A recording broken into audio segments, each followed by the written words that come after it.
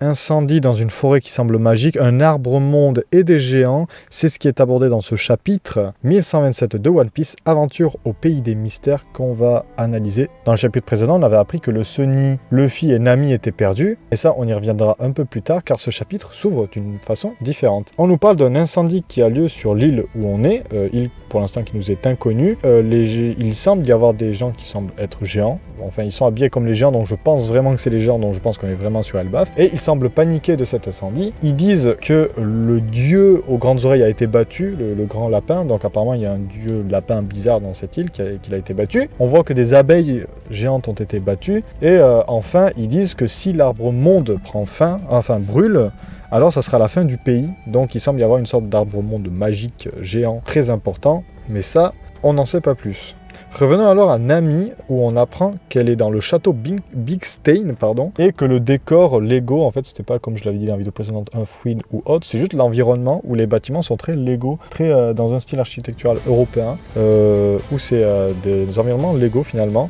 Nami semble effrayée et ne se souvient de rien, même pas du fait qu'elle se soit changée. Et donc elle se réveille en panique en neutralisant une abeille. Et dans sa fuite, elle tombera nez à nez sur Usopp, du moins elle l'entend. Usopp qui se fait déglinguer. Dans ce chapitre, Usopp est très très drôle. Mais on le voit se faire bouffer par un insecte. Et du coup, Nami va neutraliser l'animal qui le poursuit. Parce que Nami est poursuivie par une sorte d'hérisson géant. Du coup, elle va le taser avec Zeus et tomber avec Usopp face à une sorte de roi chat géant. Donc c'est très bizarre. Tous les deux vont prendre la fuite. Et dans cette fuite, ils vont se retrouver acculés face à un bord, et ils vont alors casser ce bord et tomber. Nami utilisera Usopp comme bouclier humain, parce qu'à un moment ils vont se dire, le dernier truc dont on se rappelle, parce que Usopp aussi semble perdu, mais le dernier truc dont on se souvient, c'est qu'on a picolé de l'absinthe, de la fée verte, je crois que ça s'appelle, quelque chose comme ça. Les géants lui ont dit que cet alcool pouvait faire délirer. Du coup, ils se disent, c'est une hallucination, donc Usopp prend la confiance et se prend une patate du chat, et c'est ça qui les fait tomber. Et du coup, ils sont tous les trois en bas face au chat géant, ils savent pas quoi faire, et là, Luffy, Sanji et Zoro arrivent, qui utilisent leur attaque combinée Ifrit Jambe pour Sanji, Elephant Gun pour Luffy, et Toryu Kokujo Otatsu pour Zoro, qui va former ensemble le Maki Whip Strike, qui nous rappelle l'époque de Thriller Bark où ils faisaient des attaques combinées, donc ça m'a fait un peu plaisir.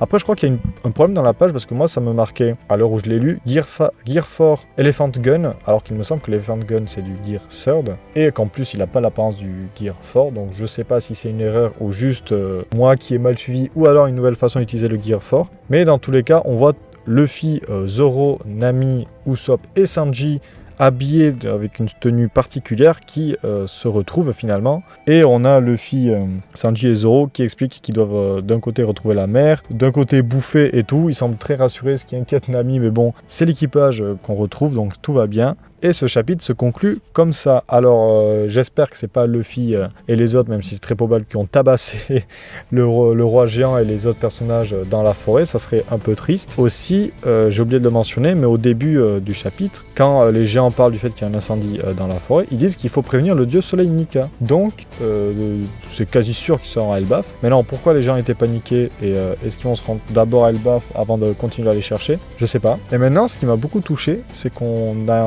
je sens qu'on aura un arc à l'ancienne, c'est-à-dire qu'on a vraiment les 5 premiers membres de l'équipage, c'est-à-dire Luffy, Zoro, Nami, Usopp et Sanji, qui étaient l'équipage de East Blue. Donc c'est vraiment, ça tombe bien parce que c'est eux qui ont rencontré les géants, donc c'est eux qui recommencent sur une île de géants, donc c'est très chouette. Maintenant, s'ils gardent la même narration que pour Whiskey Peak, c'est-à-dire avec eux 5, les géants et 2 ennemis qui font partie d'un groupe plus important, qui était le Baroque Works à l'époque, on peut imaginer qu'on aura peut-être là aussi 2 ennemis qui font partie d'un groupe plus important. Donc on peut imaginer 2 membres de l'équipage de Barbe Noire, ou alors 2 membres des Cavaliers Divins, ou alors on peut imaginer d'autres choses, 2 membres de l'équipage de Shanks ou des trucs comme ça. Mais ça, c'est s'ils gardent le même système de narration qu'à l'époque, ce qui est pas du tout sûr. On peut aussi imaginer que ce soit Kid qui ait repris la confiance, parce que Kid est sûrement vivant, donc peut-être que c'est lui qui a foutu le feu, ou alors c'est Sanji et les autres, bon ça on sait pas. Bref. Aussi, on nous mentionne un arbre monde, on le voit en fond qui prend feu.